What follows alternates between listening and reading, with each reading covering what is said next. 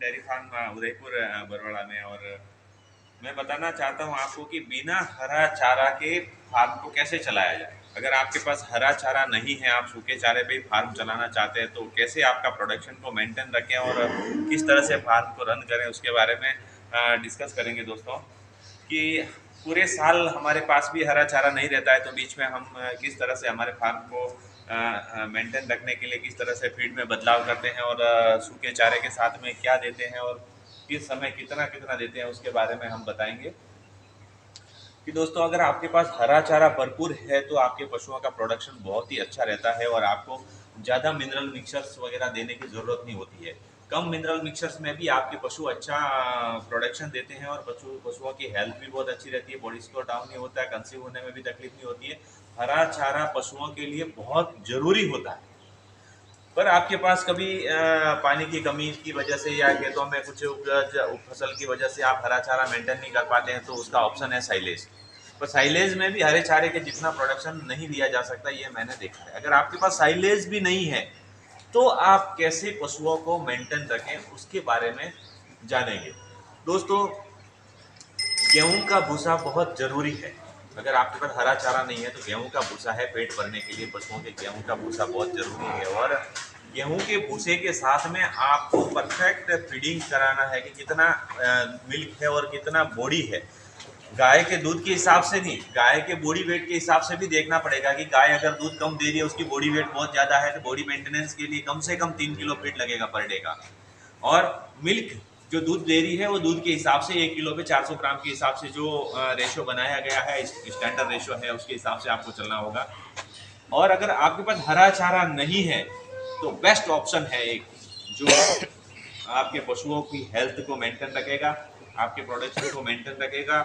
और बेस्ट वही है, जैसे ही आपका फीडिंग कंप्लीट होता है, जो भी फीड आप दे रहे हैं सब कंप्लीट होता है और हरा चारा जब देना होता है, उसकी जगह पे आप किस समय दें, सबसे एंड में, आखिरी में आप हरा चारा दें। हरा चारे की जगह पे जो मैं बता रहा हूँ वो चीज़ दें।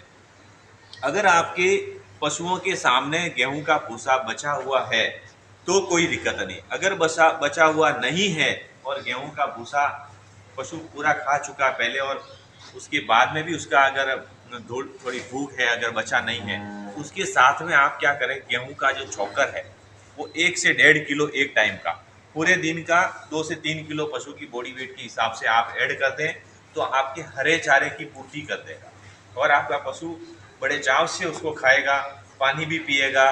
और मिनरल मिक्सर जो आप दे रहे हैं उसकी डोज 50 ग्राम प्रतिदिन बढ़ा दें। अगर आप 100 ग्राम प्रतिदिन दे रहे हैं तो 50 ग्राम इसमें ऐड करना पड़ेगा, क्योंकि हरे चारे के अंदर जो न्यूट्रिशन होते हैं उसको बैलेंस करने के लिए आपको पाउडर फॉर्म में देना होगा।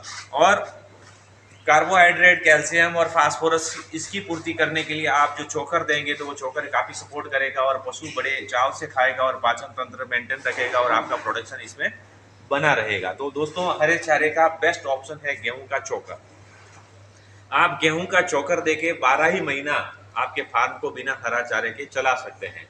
लेकिन अगर आपके पास हरा चारा पर्याप्त मात्रा में है तो आप अपने पशुओं को बहुत हेल्दी रख सकते हैं। ज़्यादा से ज़्यादा हरा चारा देकर आपके पशुओं का प्रोडक्शन भी बहुत अच्छा लिया जा सकता है, बच्चे भी बहुत अच्छे तरह से तैयार किए जा सकते हैं, पशु समय पे कंसीव भी हो जाते हैं, बहुत सारी तकलीफें हरा चारा देने से समाप्त हो जाती है दोस्तों।